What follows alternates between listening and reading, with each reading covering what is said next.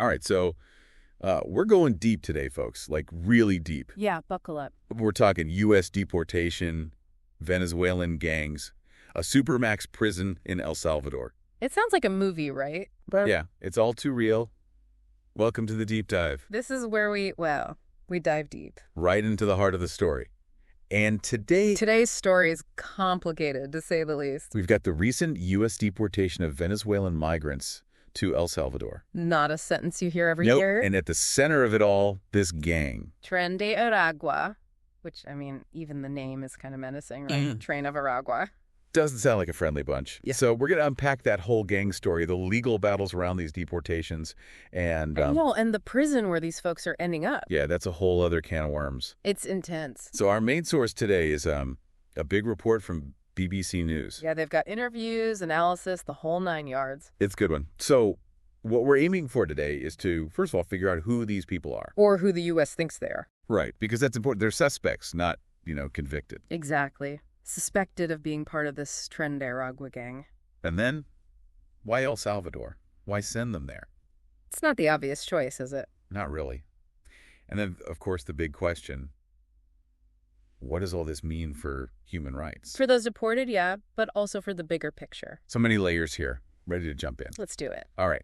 So first things first, over 200 Venezuelan migrants. That's what the BBC reports, at least. Yeah, they've been deported from the U.S., sent straight to El Salvador. To a supermax prison, no less. Which, just on the face of it, that's a big deal. Huge. The number of people where they're being sent, it's not your everyday deportation story. right. And it gets even wilder when you consider the legal side of things. Because a U.S. federal judge actually stepped in. Tried to block these kinds of deportations going forward. Using, get this, the Alien Enemies Act. An 18th century law. Yeah.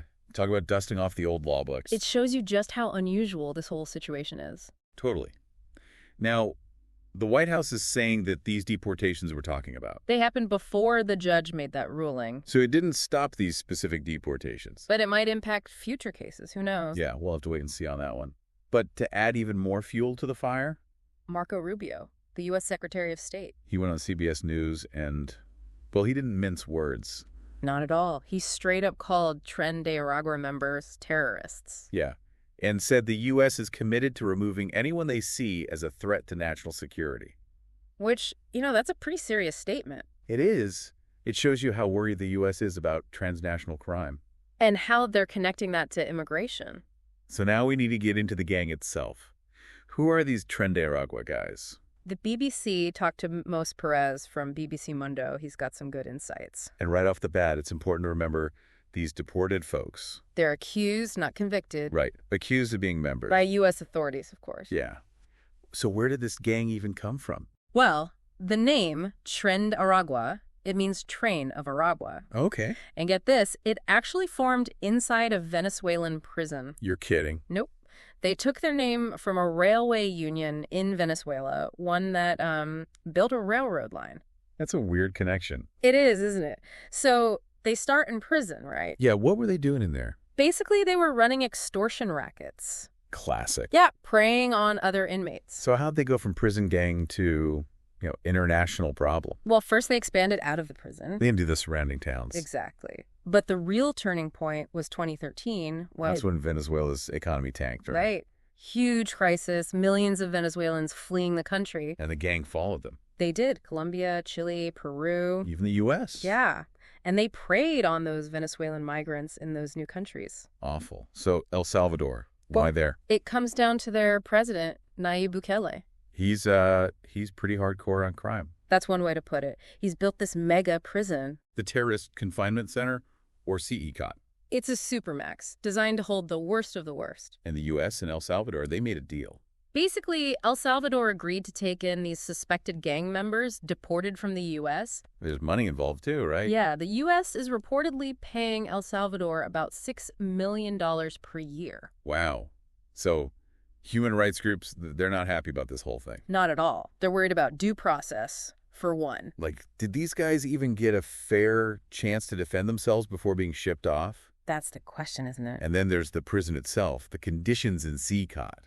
Brutal, from what we've seen. They've released some pictures, and It's grim. yeah. And the Salvadoran government, even they've admitted, That some innocent people were scooped up in their crackdown. though they say those folks were released later. Right, but it still makes you wonder, how accurate is their intel? And how much are they relying on the U.S. intel? Good point. So, El Salvador's government, their take on all this is that, They're winning the war on gangs. yeah, that's their line. They say this crackdown is working, that crime is down. And that CE cod is a key part of that. For sure. It's Bukele's big success story. But human rights groups, they point out that, 23.5 hours a day in solitary. That's the reported average. A bunch of other guys crammed in the cell. Yeah. And only 30 minutes outside time. Not exactly humane. Not even close. So you've got the U.S. seeing El Salvador as a useful ally in dealing with these guys. And El Salvador, well, they're getting money and getting rid of, or at least containing, a problem. But at what cost? Right. That's the ethical dilemma. So let's zoom out for a second. Venezuela. What's their role in all this? It all comes back to them, really. Tren de Aragua started there.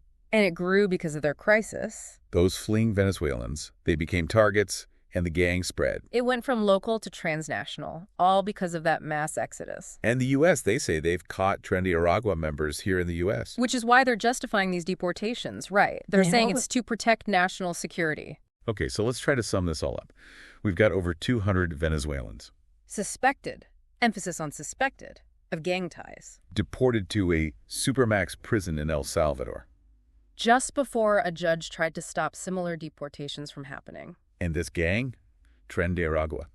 They started small, but the Venezuelan crisis helped them explode onto the global stage. And now we've got this U.S.-El Salvador agreement. Which is raising a ton of human rights concerns. About fairness, about conditions, about the whole idea of one country basically doing another country's dirty work. It's a mess, frankly, and it forces us to think about some tough questions. So, like, how do we balance security and human rights? Right, and whose perspective are we prioritizing?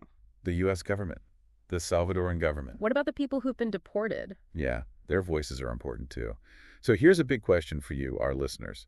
What happens when countries start outsourcing their problems like this? Especially when it comes to detention and imprisonment. Where's the line?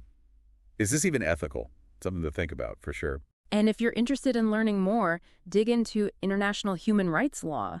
Look at U.S. immigration policy. And keep an eye on what's happening in both Venezuela and El Salvador. There's so much more to this story than we can cover in one deep dive. So if you found this interesting, hit that subscribe button. And the follow button, too. We'd really appreciate it. And if you want to support the show, head over to our Patreon page. The link's in the description. Every little bit helps us keep making these deep dives. And lastly, we love hearing from you guys. So drop a comment below. Tell us what you think about all this. What resonated with you? What questions do you still have? Your feedback helps us make the show better, so don't be shy. Thanks for listening. See you next time. Bye.